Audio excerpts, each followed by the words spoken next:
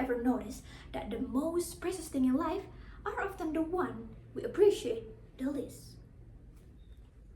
A glass of clean water, a warm home, a family that is waiting for us. Oh, or maybe something as simple as a bowl of rice. Yes, rice. Something that we eat almost every single day. And sometimes we even complain that it's too dry or too cold. Yet, for some people, a single bowl could mean the difference between hunger and hope. Alright. Hi, Della is here. My name is Delhia and I'm from Universitas Warmadewa. Well, growing up in Bali, I was surrounded by endless rice field. Whenever I look at the beautiful scenery, I often ask myself one simple question. Why rice? Why did our ancestors believe that something so ordinary was actually sacred? It wasn't until I discovered an old Indonesian legend. A legend known as the rice goddess and the dragon. Now, I want you to close your eyes, open your heart, and let this story take you to the moment called Once Upon a Time. Our story began with a dragon god. Oh, no, not the terrifying kind that spit fire or destroy villages, but a dragon with the gentlest heart you could ever imagine.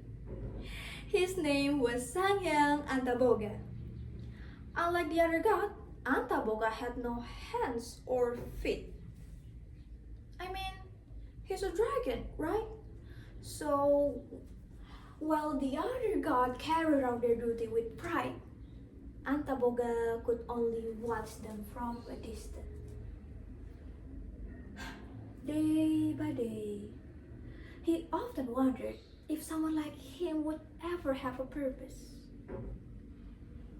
One day, unable to hold back his sadness any longer, Antaboga lowered his head and cried. But heaven has a beautiful way of turning sorrow into hope. Because as his tear touched the ground, it turned into a single glowing egg. Antaboga protected with all his heart. And when the egg cracked open, it didn't reveal another dragon. Instead, it revealed a baby girl. Oh. Antaboga named her Dewi Sri. From the very beginning, Dewi Sri was unlike the other gods too. Flowers bloomed whenever she walked. Butterflies followed her around the heaven. Even the smallest bird were never afraid to rest upon her shoulders. It was like the nature itself recognized her gentle soul. As the year passed, Dewi Sri often asked Antaboga about the world below. Because whenever he talked about the earth, especially human, there's always warmth in his voice.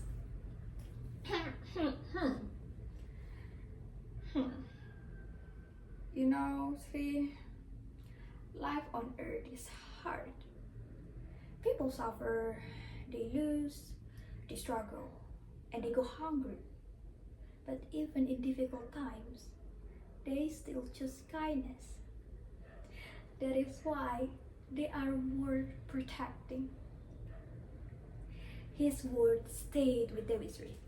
And before long, Dewi Sri wanted to see the world for herself.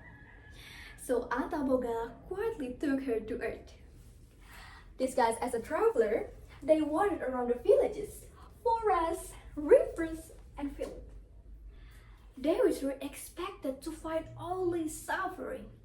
Yet, what she discovered surprised her.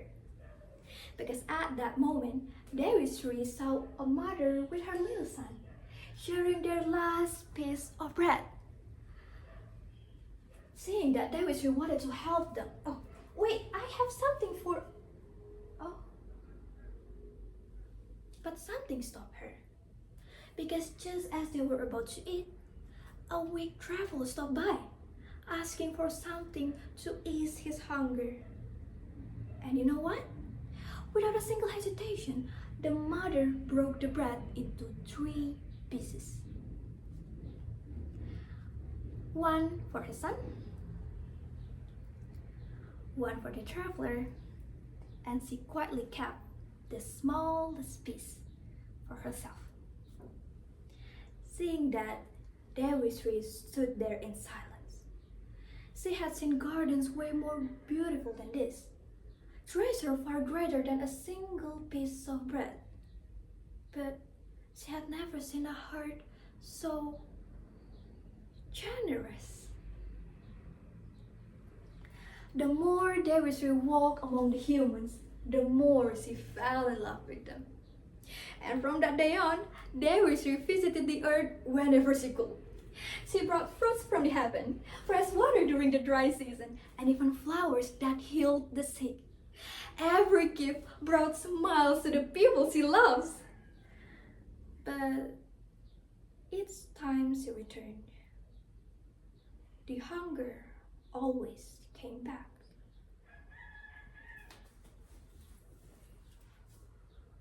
There are too many people, and I only can help a few. Dewi whispered. Antaboga, who stood beside her, can only lowered his head. Dewi remained silent for a long time before she finally smiled gently, the kind that appears when someone had already made the hardest decision. I finally understand. People don't need a meal that lasts a day. They need hope that can feed generation. Suddenly, Antaboga saw the certainty in her eyes, but somehow that made him worried. Oh, what? No, you're not thinking of doing that, right? But she's certain. No, tell me you're not. What does it mean if flowers can grow beneath my feet if I can help anyone with them? If it's better for me to be buried beneath the earth and have my body grow into something they can feed instead, if my body can become that hope, then I already found my purpose. Wait, no, Sri, no, you can't do that. Antaboga wanted to stop her. Believe me, he really wanted to, but when he looked into her eyes, there was not a single doubt in it, but only love. So Dewi Sri made her final wish. She asked not to remain in heaven. Instead, she wished to be buried beneath the earth, offering her sacred body in exchange for the better life to the people she loves. They passed 10 weeks until tiny green shoot grow above her resting place. The people had never seen anything like them before, so naturally they cared for the plants. They watched them grow, and when the grains turned golden, they harvest them. For the first time, there was enough. Enough for the children, enough for the parents, enough for the entire village or even the entire earth. And do you know what they discovered? Yes, it was rice. And it continued to grow in season after season, long after Dewi Sri was gone. So, maybe that is why our ancestors had never seen rice just as another meal. Because in every grain they look, they saw the selflessness of a woman and the hope that no one have to go to bed hungry again. So, that is all from me. I hope you enjoy. Thank you and see ya!